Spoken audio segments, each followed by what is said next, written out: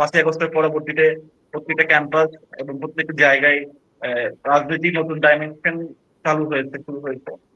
তো আমরা 5ই আগস্টের পরে যেই বিপ্লবের যে চেতনা নিয়ে, যে প্রেরণা নিয়ে আমরা এতগুলো ভাইয়ের জীবন, এতগুলো মানুষের আত্মত্যাগ, এতগুলো মানুষের পঙ্গুত্ব বরণ, এতগুলো মানুষের চোখ হারানো, সেই যেই উদ্দেশ্যকে নিয়ে আমরা বিপ্লবে নেমেছিলাম, আমরা বিপ্লবের মাঠে নিজেদের জীবন উৎসর্গ করে দেওয়ার জন্য, শহীদ হওয়ার জন্য আমরা উদ্গ্রীব ছিলাম। সেটা ছিল এই মানুষের প্রকৃত মুক্তি যেন এর মাধ্যমে আসে।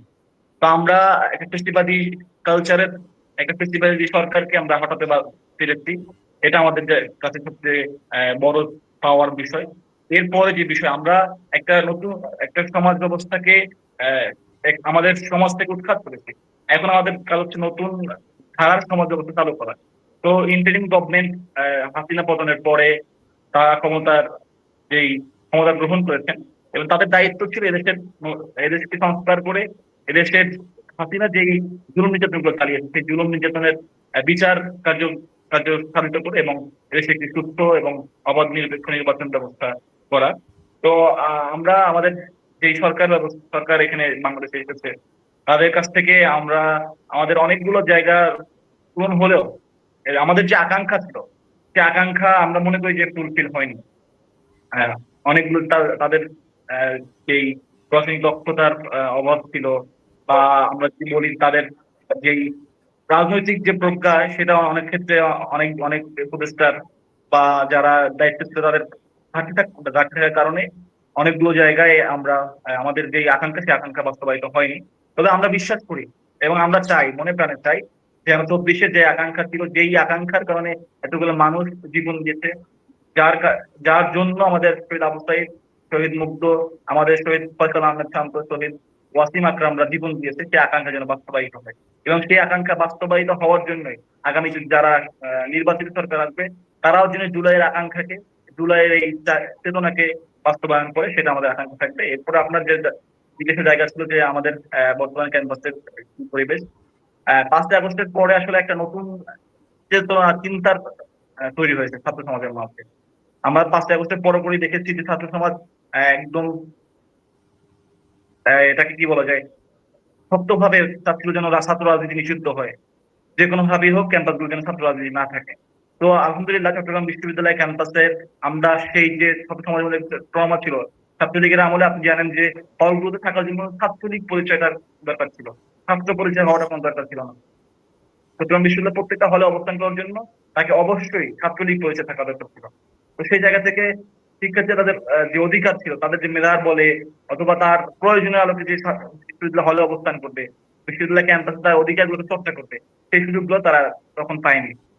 5ই আগস্টের পরে এই সুযোগগুলো ধীরে ধীরে বিশ্ববিদ্যালয়ের বর্তমান যে প্রশাসন রয়েছে তারা প্রতিষ্ঠা করার চেষ্টা করেছেন, হলের মেধাবৃত্তির ব্যবস্থা করেছেন, যার কারণে এখন এখানে রাজনৈতিক যে আহ দখলদারিত্ব, সেই দখলদারিত্ব মুক্ত রয়েছে চট্টগ্রাম বিশ্ববিদ্যালয়ে এখানে। এবং আমরা আস্তে আস্তে করে চট্টগ্রাম বিশ্ববিদ্যালয়ের শিক্ষার্থীদের চাহিদার আলোকে আমাদের রাজনীতি সাজানোর চেষ্টা করছি। এবং আমরা সবসময় ছাত্র কল্যাণমূলক কার্যক্রম গুলো দিয়ে ছাত্র সমাজের সাথে এঙ্গেজ হচ্ছি। প্রথম সময়ে যেই ছাত্রদের যেই একটা জোয়ার ছিল যে ছাত্র রাজনীতি চাই না, এখন আমরা মনে করি ছাত্র সমাজের মধ্যে থেকে এই ধারণাটা অনেকাংশেই দূরীভূত হয়েছে আমাদের পজিটিভ রাজনীতির কারণে। এবং চট্টগ্রাম বিশ্ববিদ্যালয়ের বলা যায় যে সকল ছাত্র সংগঠনই চেষ্টা করছে আমরা মানে আমাদের যেই সহ অবস্থান নিশ্চিত করে চট্টগ্রাম বিশ্ববিদ্যালয়ের ক্যাম্পাসে শিক্ষা পরিবেশ নিশ্চিত করতে। এখন পর্যন্ত আমাদের সাথে মোটামুটি সকল ছাত্র সংগঠনের সাথে ভালো সম্পর্ক বিদ্যমান রয়েছে, এবং আমরা আশা করি চট্টগ্রাম বিশ্ববিদ্যালয় প্রশাসন চাকসু নির্বাচনের মাধ্যমে এই পরিবেশটাকে আরো বেশি দীর্ঘস্থায়ী করবে বলে বিশ্বাস করি। ধন্যবাদ। জি, ধন্যবাদ মোহাম্মদ আলী ভাই। আমি আরো একটু জানবো আপনার থেকে। আপনি জানেন যে বাংলাদেশ জাতীয়তাবাদী ছাত্র দল, আপনাদের যে দল বাংলাদেশ ইসলামী ছাত্র শিবির বা জামায়াত ইসলামীর পুরনো মিত্র, দীর্ঘদিনের মিত্র, এই সংগঠনটির সাথে 24শে জুলাইয়ের আন্দোলনেও আপনারা কাঁধে কাঁধ মিলিয়ে কাজ করেছেন। কিন্তু আমরা ঠিক 5 তারিখের পরেই আমি যদি একেবারে স্পেসিফিক বলি, নূরসেন দিবস পর্যন্ত কিন্তু আমরা একেবারে একটা সৌহার্দ্যপূর্ণ সম্পর্ক আমরা দেখেছিলাম, বা মিত্র বলা যেত। তো সেই জায়গা থেকে ধীরে ধীরে ধীরে ধীরে সেই সম্পর্কটি আমরা একেবারে সংঘাতের পর্যায়ে কিন্তু আইডেন্টিফাই করতে পারছি।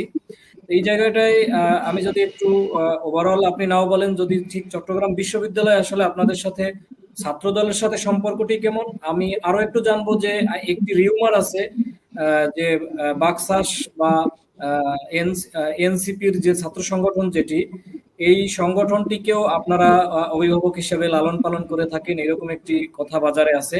এই এইটার সত্যতা কতটুকু, এবং ক্যাম্পাসে এই দুটো সংগঠনের সাথে আপনাদের সম্পর্কটা আসলে কোন পর্যায়ে আছে? এবং পাশাপাশি আপনি ছাত্র সংসদের কথাও বলছিলেন।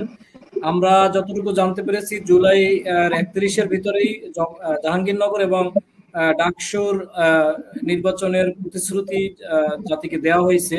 তো চট্টগ্রাম ইউনিভার্সিটিতে এরকম কোন রোড ম্যাপ কি এখন পর্যন্ত ঘোষণা হয়েছে কিনা, এটাও একটু জেনে আমরা তরিকুলের কাছে যাব। ধন্যবাদ জানাচ্ছি। আর ছাত্র দলের সাথে আমরা আমাদের দীর্ঘদিনের লড়াই সংগ্রামের সহযোদ্ধা।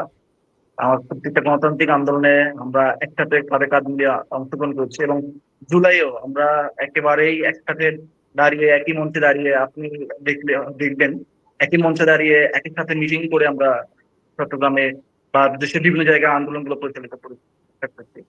তো ক্যাম্পাসের যখন হাসিনা প্রশাসনে যাওয়ার পরে ছাত্রলীগ ক্যাম্পাস থেকে পলায়ন করার পরে আমরা চট্টগ্রাম বিশ্ববিদ্যালয় এখন পর্যন্ত ছাত্র দলের সাথে আমাদের সাথে খুবই ভালো সম্পর্ক, এবং সব ছাত্র সংগঠনের সাথে চট্টগ্রাম বিশ্ববিদ্যালয়ের প্রত্যেকটা ছাত্র সংগঠন সাথেই সবার সাথে ভালো সম্পর্ক। এবং এই আমাদের যে রাজনীতির যে একটা সুন্দর ধারা, সেটাকে আমরা সবাই মিলে চেষ্টা করছি যেন এটা এখানে বজায় থাকে। সারা দেশের বিভিন্ন জায়গায় ছোটখাটো ঘটনা ঘটেছে। আপনি যেটা বললেন যে সংঘর্ষের পর্যায়ে, আমি মনে করি না যে সংঘর্ষের পর্যায়ে গেছে। দুই একটা জায়গায় হয়তো বা ছোটখাটো ঘটনা ঘটেছে, এইগুলো এটাকে আমি সংঘর্ষের পর্যায়ে বলতে পারি না। এরপরে যেটা বললেন যে বাকশাসকে আমরা লালন পালন করি কিনা, বিষয়টা হচ্ছে আসলে বাকশাসের জন্ম যেটা, সেটা হচ্ছে বিপ্লবের পরে। সুতরাং বিপ্লবটা তো আমাদের সকল ধরনের রাজনৈতিক ছাত্র সংগঠন অথবা সকল ধারার মানুষের একটা আকাঙ্ক্ষা বা সম্মিলিত প্রচেষ্টা ছিল। সেখানে ছাত্র দল ছিল, ছাত্র শিবির ছিল, বা বাম ছাত্র সংগঠন গুলো ছিল, এবং ইসলামী গণ ছাত্র সংগঠন গুলো ছিল, বা একেবারে জেনারেল আম পাবলিক জেনারেল স্টুডেন্টরাও এই মুভমেন্টে অংশগ্রহণ করেছে, যাদের কোনো রাজনৈতিক এর আগে বাসনা ছিল না। এরকম অনেক স্টুডেন্টকে এখন দেখছি আমরা, যারা 5ই আগস্টের পরে বিপ্লবের পরবর্তীতে বাকশাস বা বৈষম্য বিরোধীর মাধ্যমে নতুন ছাত্র সংগঠনের সম্পৃক্ত হচ্ছে। লালন পালন করার এখানে কিছু নাই। এখানে যারা আসলে সবাই আমরা একসাথেই বেড়ে উঠেছি, একসাথে আন্দোলন করে এসেছি, এবং চট্টগ্রাম বিশ্ববিদ্যালয়ে এখন পর্যন্ত বাকশাসের কমিটি হয়নি। আশা করি দ্রুত সময়ের মধ্যে হবে বলে গুঞ্জন শুনছি। তো আসবে। আমরা এদের সাথেও স্বাভাবিক রাজনৈতিক যে মানে সৌহার্দ্য, সেই সৌহার্দ্যটা বজায় রাখবো বলে বিশ্বাস, তারাও রাখবে, আমরাও রাখতে পারবো বলে বিশ্বাস করি। তো লালন পালনের বিষয় না, এই এমনিতে ছোট ভাই বড় ভাই সাক্ষাৎ দেখে সাক্ষাৎ হয়, অথবা চায়ের কাপে একসাথে আলাপ হবে, সেটা ভিন্ন বিষয়। জি, আমরা ছাত্র সংসদের ব্যাপারে কোনো জি, রোড ম্যাপ কি এখনো পাইছেন কিনা, বা আপনাদের বিশেষ করে ছাত্র শিবিরের প্রস্তুতির ব্যাপারেও একটু যদি বলতেন। জি, ধন্যবাদ আপনাকে। আমরা চট্টগ্রাম বিশ্ববিদ্যালয়ের যখন নতুন প্রশাসন আসতো, আমরা প্রশাসনকে প্রথমেই 24 দফা দাবির মাধ্যমে জানিয়েছি যে চট্টগ্রাম বিশ্ববিদ্যালয়ের যে কেন্দ্রীয় ছাত্র সংসদ চাকসু রয়েছে, সেই চাকসুকে দ্রুত সময়ের মধ্যে কার্যকর করার ব্যবস্থা গ্রহণ করার দরকার। এবং এর পরবর্তীতে অন্য ছাত্র সংগঠনগুলো আগ্রহ দেখিয়েছে, যারা বিশ্ববিদ্যালয়ে এখন ক্রিয়াশীল রয়েছেন, এই সবার আগ্রহ আছে যে চাকসু দ্রুত সময়ের মধ্যে নির্বাচন হয়। আমরা প্রশাসনকে সেই দাবিগুলো বিভিন্ন মাধ্যমে বিভিন্নভাবে জানিয়েছি, এবং প্রশাসনও বিভিন্ন সময় আগ্রহ দেখিয়েছে যে নির্বাচনের আয়োজন করবে।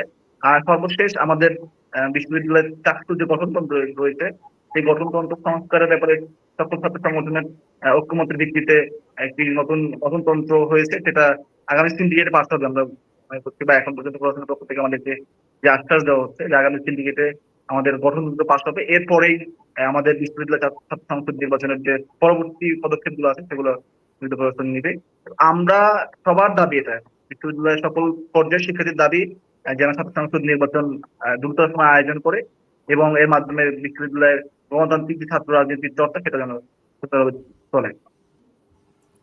ছাত্র শিবিরের প্রতিশ্রুতি কি? আমাদের একজন দর্শক আমাদের যে অ্যানাউন্সমেন্ট ছিল সেখানে জানতে চাচ্ছিল, সম্ভবত তিনি শিবিরের সমর্থক হতে পারে।